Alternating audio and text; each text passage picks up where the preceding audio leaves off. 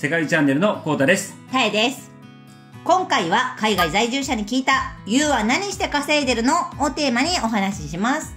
今回はなんと第2弾ということで大人気企画になってまいりました。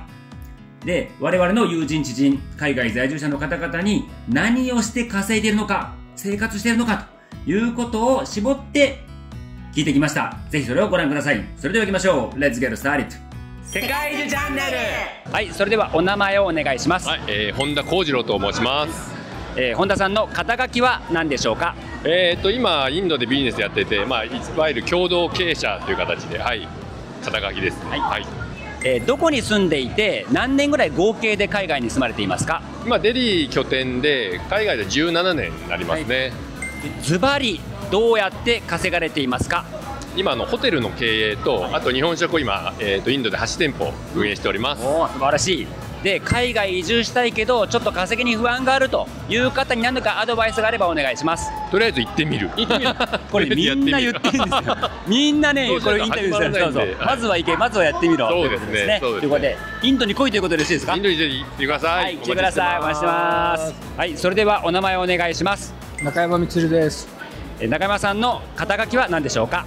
ビンベイちゃんキャピタルのジェネラルパートナーをやってます。はい、海外はどこを住んでいて合計何年ぐらい住まれていますか？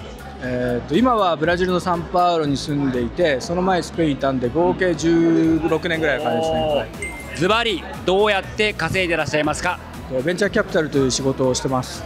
そうですね、今、ブラジル国内だけではなくて、メキシコ、コロンビアとペルーにもスタッフがいて、中南米全体カバーしてます。はい。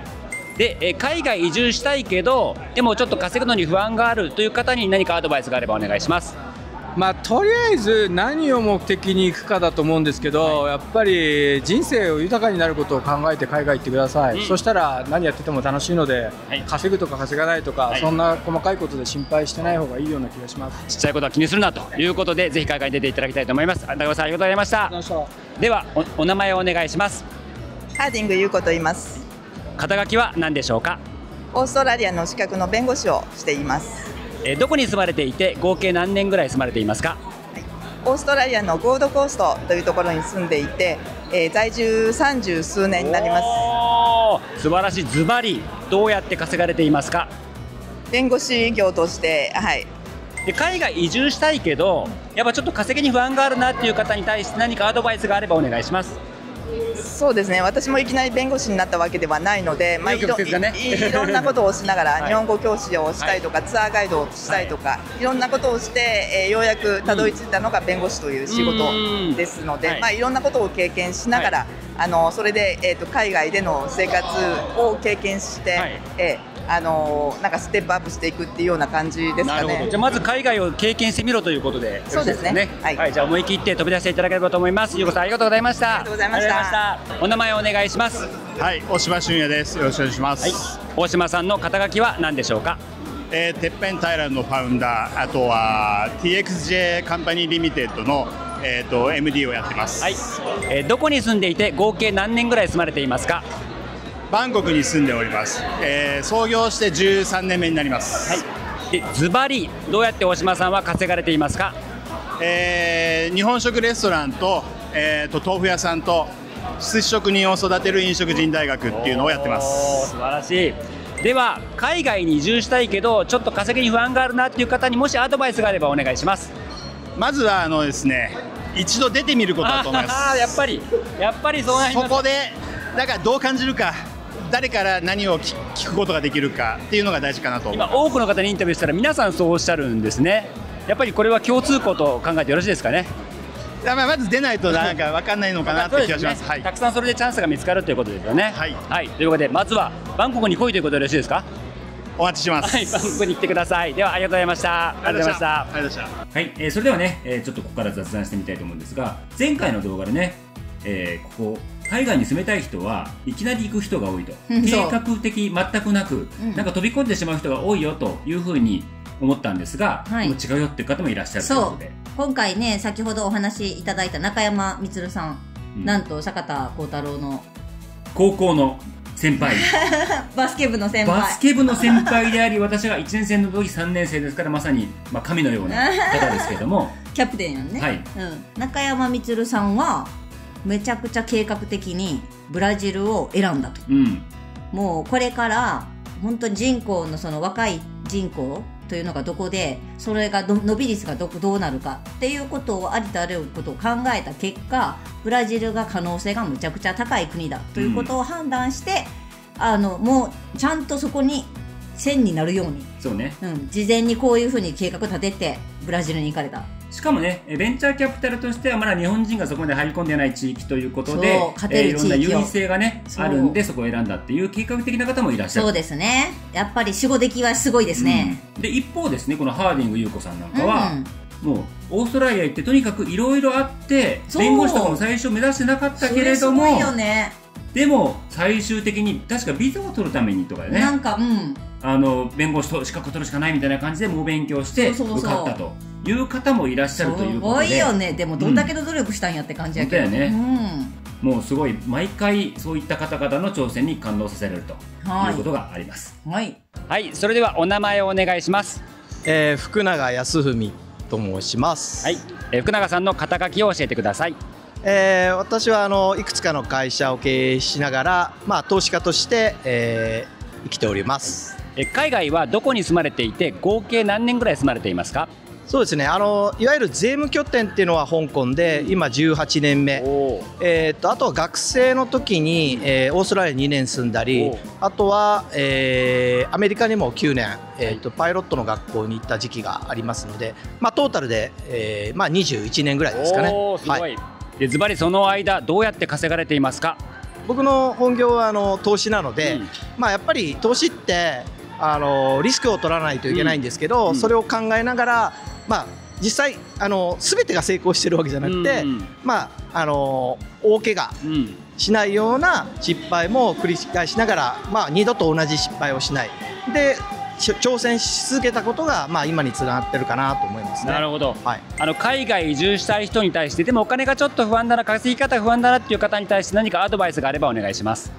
そうですね、僕の場合は、正直香港に最初その移住で渡った時はそんなに貯金なかった。ただもう最後僕が、39ちょっと独立としてはちょっと遅い年齢なんですけど、やっぱりそのなんていうんですか、思い、やっぱりこの移住先でやっぱり一旗あげるっていう気持ち、気持ちがなくて、そんな簡単に海外で稼げるって思って行ったら、やっぱりその自分に負けちゃうので、そうじゃなくてやっぱり気持ち、あと人脈がないとかって大体言ったりするんですけど、それも自分が本気だったら、いろんな、コミュニティに顔を出したりすることで、まず人脈もできると。なるほど、お金もいきなりその降ってはいたようにいくわけじゃないので、少しずつ小さな成功を積み重ねて、で先ほどの繰り返しですけど、やっぱり投資ってリスクを取りながら、例えば100あるものを、90とかにいきなり投資するっていう考えはダメなので、そこはバランスを考えてやるというところで、少し今は余裕な感じでやってるっていう感じですかね。じゃあ最悪を考えながらも果敢に挑戦していけっていうことでよろしいですかね。そうですね。はい、ありがとうございます。頑張ってください。はい、では自己紹介をお願いします。はい、生き方の先生安高と言います。インスタグラムで、基本的には活動してるんですけども、コーチングですね、認知科学に基づいたコーチングであったりとか、あとは聖者からの学びであったり、さまざまな世界的な英知とかを、皆さんに対してお話をするような、講座であったりとか、そういった形でやらせてもらっております。じゃあ海外在住歴教えてください。期間と場所。はい、2018年から2020年の2年間、マレーシアのクアラルンプールに、2年間ほど住んでたのと、あとは19歳の時に半年ぐらい、ロンドンに住んでたんですけど、そうだったんや。あとは、去年の年末ぐらいからなんですけども、ビザ取って、今タイに、バンコクとパタヤの方に2拠点で住んでおります。ズバリどうやって稼いでるか教えてください。はい、僕はもう、インスタグラムでのお客様が集まってくれて講座をやっててですね、それが毎回満員になってくれているので、それで稼がせていただいております。海外移住したいけどどうやって稼いだらいいのという質問が結構ありまして、そういう方へのアドバイスをお願いします。はい、人にそれぞれだとは思うんですけど、例えば資格を取るとかいろんなパターンがあると思うんですですけど、今は時代的にやはり影響力をいかにつけるかの方が僕は大事だなと思っていて、SNS であったりとか少しでもこう広がりを持ったつながりを持っていけば、自分が何かしたいなと思った時に発信をしてみたところで、それに対して興味を持ってくれる方がいると思うので、まずは自分が何がしたいのかっていうところから追求して、自分の want to ですね、自分のやりたいことを追求してもらって、そこからの広がりで影響力とかをつけていくといいんではないかなと思っております。ありがとうございます。影響力つけて自由になるということですね。ありがとうございます。はい、それではお名前をお願いします。はい、渡辺健太と申します。よろしくお願いします。はい、渡辺さん、肩書きは何でしょうか。はい、ゆいガーデンアートの CEO 兼ファウンダーをやっております。はい、どこに住まれていて何年ぐらい合計住まれていますか。はい、ハノイ在住で今約3年住んでおります。はい、渡辺さん、ズバリ何をして稼いでいらっしゃいますか。はい、富裕層向けに日本庭園の設計と施工、あとは日本庭園の資材等の輸入販売しております。はい、ありがとうございます。で、海外移住したいけれども、でもどうやって稼いでいいか心配という方に対して何かアドバイスがあればお願いします。はい、私たちも特にお客さんがいるとかそういう状態ではなく、もうまず飛び込んで法人を設立して、そこから一軒一軒営業をかけて、もう足でとにかくドブ板のように回って、お客さん獲得したので、ただ現地でやっぱり信用を得るには、現地にやっぱ法人があるっていうのが大事かなと思いますので。それ言語はどうされていたんですか。言語はもうベトナム語、ベトナム人英語を通じないので、スタッフしっかり雇って、こちらはベトナム語は全く喋れないです。今もですか。今はまあちょっとぐらいは来た当時は全く喋れないので。能力の高い通訳の子だけ雇って、日本人の付加価値ということは、日本語だけでもそういったある程度能力とガッツがあれば、いけるという話でよろしいですか。いけると思います。もうとにかく人と会うことが大事かなと思います。というわけで、果敢に挑戦すれば必ず道は開けるということで、素敵なアドバイスをいただきました。ありがとうございました。渡辺さんでした。お名前をお願いします。はい、プラスインパクトの高田健太と申します。はい、高田さん、肩書きは何でしょうか。はい、今はプラスインパクトの、CEO を務めております。はい、今までどこに住まれていて、何年ぐらい合計お住まいですか。はい、海外、留学経験も含めるとアメリカ、インドネシア、ミャンマーに合計で、7年8年ぐらいですかね。はい、住んでます。ではその中でズバリどうやって稼いでいらっしゃいますか。はい、我々は現在、ミャンマー、ベトナム、バングラディッシュに拠点がありまして、そこに住む優秀な IT のエンジニアとかデザイナーさんを現地で雇用して、フルリモートで日本とかシンガポールの会社さんに派遣する、なんかリモート派遣のようなこと。海外移住したいけど、ちょっと稼ぎが不安だという方に対して何かアドバイスがあればお願いします。特にミャンマーに私はずっとコミットしているので、ミャンマーに関して言うとミャンマーやばいですよね。いろいろがそうなんですけど、実は行ってみると、ヤンゴンは特に、大丈夫っていうところがあってですね。でヤンゴンは非常に、生活費安いです。なので、正直多分10万円あれば十分生活できるんじゃないかなと思うので。そうです。なのでもし海外移住ちょっとお金の面で不安な方は、ヤンゴンから来られれば、コストそんなかかんないんで、ぜひトライしてみてください。ぜひヤンゴンからということでやっていただきたいと思います。それでは今日はありがとうございました。チャンネル登録お願いします。それではお名前お願いします。是永大輔です。肩書きは何でしょうか。アルビレックス新潟フットボールクラブシンガポールチェアマンです。どこに住んでいて合計海外何年ぐらい住まれていますか。シンガポールに住んでて18年目になりました。ズバリそのシンガポールでどうやって稼がれているのでしょうか。プロサッカークラブの運営などです。素晴らしい。では海外移住したいけどちょっとお金の不安がある、稼ぎが不安があるという方に対して何かアドバイスがあればお願いします。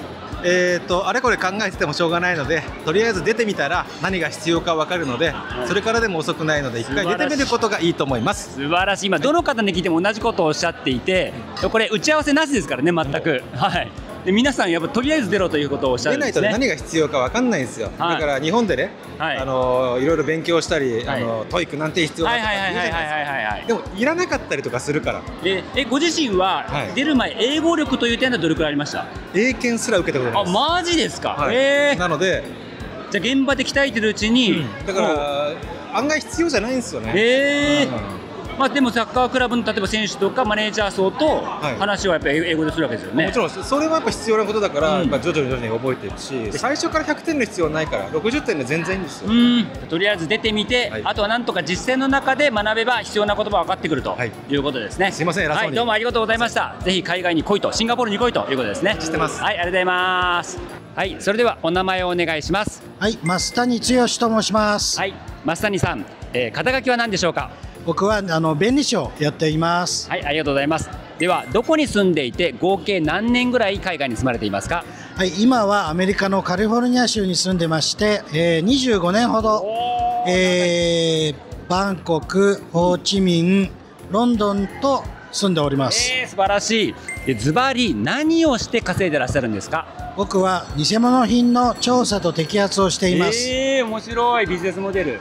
海外移住されたい方、したい方でもお金の不安だよっていう方に対して何かアドバイスがあればお願いします。はい、僕はですね、アメリカに移ったばっかりの時はお金がなくて、奥様が、稼いでくれました。それは日本人の方ですか？そうです。日本人の奥様が和食の教室を開いていただいて、月80万ぐらい稼いでましたので、僕はこのままこれでいいかなと思ってたんですけれども、それはダメって言われました。そうなんです。そこからどうやってビジネスチャンスをつかまれたんですか？そうこうしてるうちに、アメリカのお客様がつくようになって、その日本料理の教室に参加されてた方が、トヨタの、副社長の奥さんとか、サムソンの、そのメキシコ工場の、奥さんだとか、そういうところで地道に僕はテーブルコーディネートをしながら営業しておりました。じゃあ今クライアントさん日本人に限らずという感じなんですか？もう6割以上はアメリカですね。そうなんですか。素晴らしい。ありがとうございます。希望になるはずでした。またよろしくお願いします。ありがとうございました。それではお名前を教えてください。はい、八田貝義成です。はい、八田貝さん、肩書きは何でしょうか？ウェルネスライフプロジェクトタイランド、カンパニーリミテッドの、マネージングダイレクター、日本でいうと社長をやってます。どこに住まれていて合計何年ぐらい住まれていますか？タイのバンコクに住んでます。1988年4月28日からなので、37年います。ズバリどうやって稼がれていますか？今はですね、いろいろ紆余曲折ありましたが、今現在は木炭の生産販売、輸出入、それから、米ぬか酵素風呂の、製造、あとは開業支援、それとあと工業団地の、マーケティング支援をやってます。はい、ありがとうございます。では海外移住したい人がちょっとお金の不安があるんだけどっていう方に対して何かアドバイスがあればお願いします。アドバイス、成功する秘訣は分かりません。ただ失敗しない秘訣は諦めないことです。諦めないことですよ。諦めない。とにかく来てしまって諦めなければ。諦めないこと、やめないこと。八田貝さん来た当初は語学的にはどれぐらいの語学があったんですか？語学はほぼゼロですよ。日本語だけ？日本語、英語片言で、ただタイで商売やる上で、やっぱりタイ語喋れないとやっぱりダメだと思います。ただ、もう本当におかげさまで今思えば、幸福なことだったと思うんですけれども、一番最初に入った、旅行会社で修行させてもらいました、今でいうブラック企業ですね。でそういう現場にもう放り込まれて、いや私タイ語勉強してません、できませんっていう、うちの会社にできないということはないんだ、なるほどなるほどなるほど。それでもう現場に放り込まれて、その中で何とかしようということで、多分3ヶ月ぐらいでタイ語は、業務ができる程度になりました。実践の中から学んでいったとか身につけていったという、その通りですね。なので、それで道は開けますので、もしそういう希望、海外で何かやってみたいということがあれば、まずなるほど、僕八田貝です。八田貝八田貝さんね、もうバンコクの重鎮なので、文鎮です。で本当にいい方なんで、親身に相談に乗ってくれると思いますので、ぜひ八田貝さん覚えていただいて、何かあったらお会いしていただければというふうに思います。八田貝さんどうもありがとうございました。オープンカップ。はい、それではお名前をお願いします。はい、平野司と申します。はい、平野さん、肩書きは何でしょうか。海外進出駐在代行という会社の共同創業者をやっています。はい、ありがとうございます。ではどこに住まれていて、合計何年ぐらい海外に住まれていますか。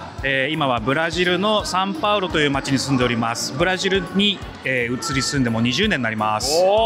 ではそのズバリ何をして稼いでいらっしゃいますか。はい、先ほどの駐在代行という会社で日本の中小企業さんの駐在員の代わりを我々がやらせていただきますというふうなサービスを提供しておりまして、日本の製品を我々がもうガンガン売ります。営業代行という営業代行ですね。で最初のやっぱり売りが立つのが一番難しいので、その01のところを我々がやらせていただきます。そのビジネスモデルを思いついたきっかけとかってあったんですか。ブラジル遠いじゃないですか。遠い。なんでまず情報がない日本でね、でチャンスがあるのにそれすらやっぱり皆さんご存じないとか、あとやっぱポルトガル語っていうね、言葉も違うので、そういったところを我々住んでますし、言葉も使えますし、そこをぜひ使っていただければ。なるほど、ありがとうございます。じゃあ最後に将来的に海外移住したい、でもちょっとお金の不安がある、稼ぎ方に不安があるって方に対して何かアドバイスがあれば教えてください。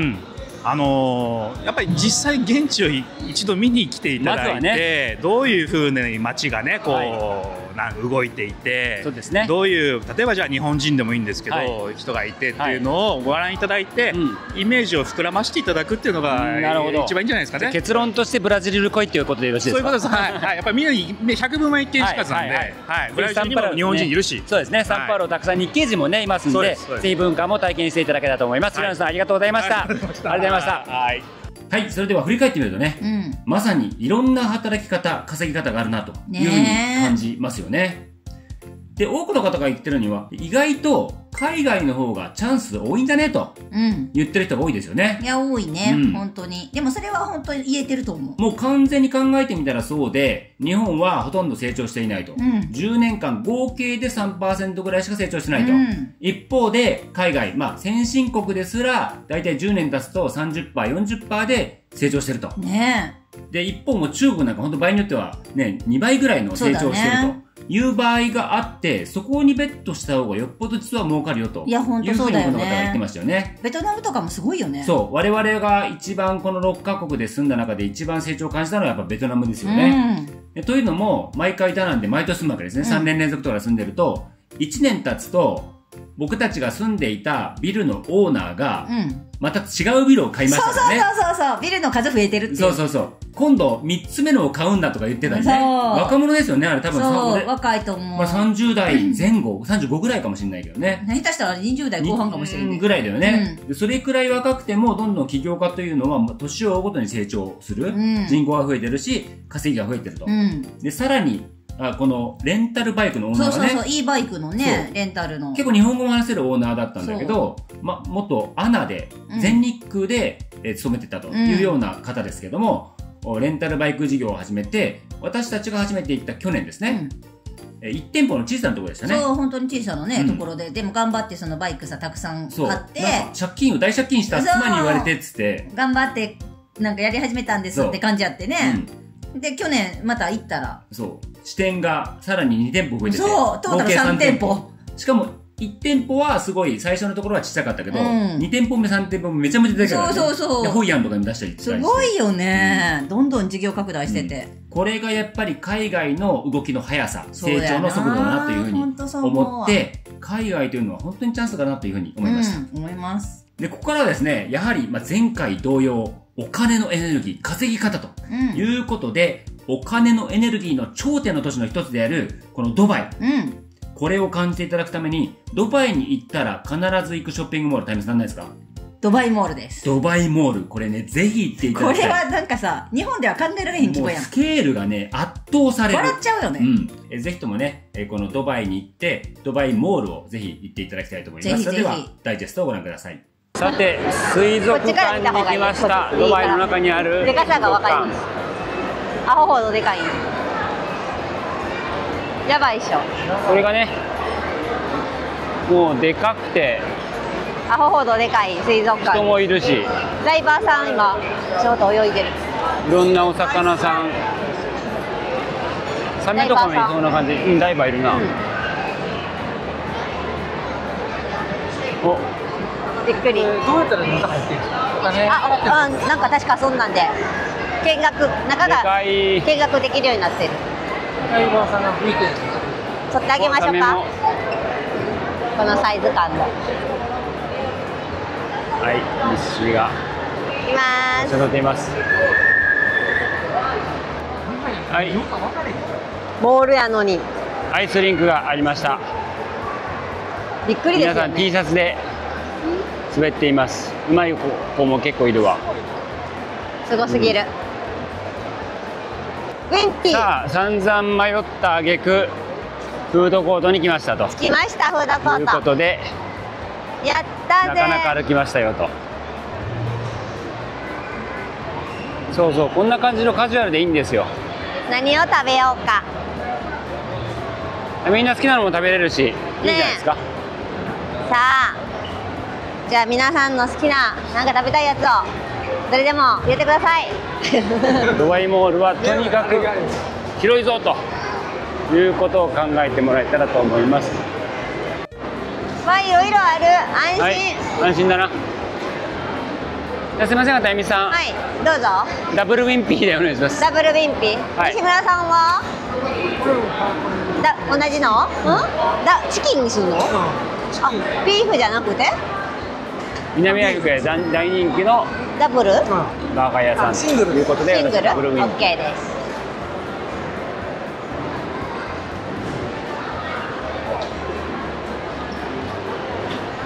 ポテトは水にできるのかな。プラス7でポテト水にできるのかな。さあ、それは分からない。まあコーラ来たらあなたがちょっと飲んでもらって。ありがとうございます。はい、来ました。ウィンピーというやったぜハンバーガー。うまそうだな。十分にうまそう。いや、十分にうまそうだよ。十分うまそう。トマトも入ってるし。うん、それがダブルかな。で、あとシングル、ポテトでコーラ。これは炭酸しか選べなかった。そうそう。まあ、しょうがない。しょうがないです。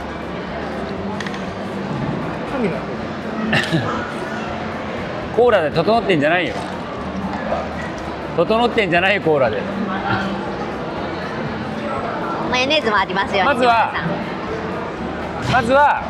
ポテトで実力が分かるというね、たゆみさんの数々のバーガー経験によって。まあまあ普通に非常にうまい。はい、では行ってみたいと思います。はい、ウィンピーバーガーシングル。でも肉がさ、見て、むっちゃちゃんとほら、はみ出てる。なんていうの、成形してないっていうか、この一枚の肉で、いろんなちゃんと作ってる肉って感じの。めっちゃうまこれ。おお、本当。おお。これはうまい。さすが南アフリカから来るまでだけはある。よかった。これめちゃくちゃ美味しい。はい、ダイソーがありました。ドバイにもダイソーがあるんですね。お土産買えますよ。全然100円ショップじゃないっぽいです。うん。480円とかそんな感じです。まあでもおしゃれな感じですね。人気。はい、ドバイモールの注意点。とにかく歩くというのをお伝えしましたけど、駐車場、ウーバーの一応専用ピックアップポイント、ウーバーだけじゃないけどいくつかのそういう、あるねんけど、シェアライドタクシーのピックアップポイントあるんですけど、もう中で超渋滞してる。そう、中で渋滞してるので、車はすぐそばにいるんですが全然来ないということで今多分20分以上でね、待ってて30分を超える勢いです。やばい。最初17分って表示が出たけど一向にその数字が減らないという全然あかんわ状態で、ドバイモール要注意です。要注意です。疲れますなんとテスラでございます。開けられへん。開け方分からへん。これ触れればいいんじゃないの？違うか。どうやって開けるの？